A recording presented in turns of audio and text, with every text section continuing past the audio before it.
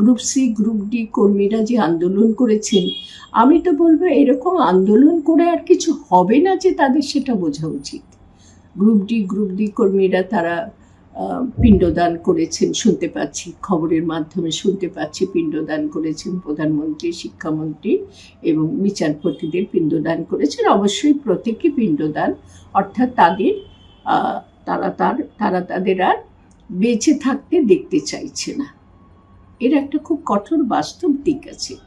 তারা নিজেরা বেঁচে থাকার ক্ষেত্রে বেহাল দশায় পড়েছেন বলে তাদের মনে হচ্ছে যাদের জন্য তাদের এই বেহাল দশা, তাদের তারা প্রতীকী পিণ্ডদান করতে বাধ্য হয়েছে।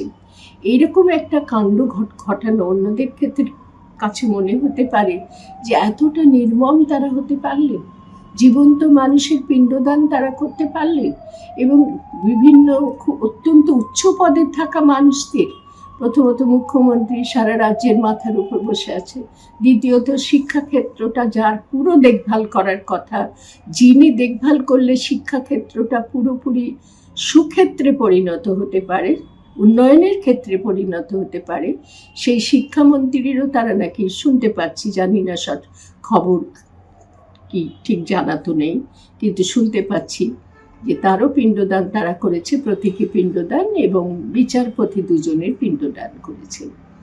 এখানে ন্যায় অন্যায়ের বিচার হতে পারে তাদের এই পিণ্ডদান প্রক্রিয়াটা নিয়ে। মানুষ বলবে অন্যায়, অত্যন্ত অন্যায় তারা করেছে। এই অন্যায় কেন তারা করছে, বিশেষ করে বিচারপতিদের সম্পর্কে যদি এটা করা হয়, তাহলে প্রশ্ন উঠবে যে আদালত অবমাননা করা হয়েছে।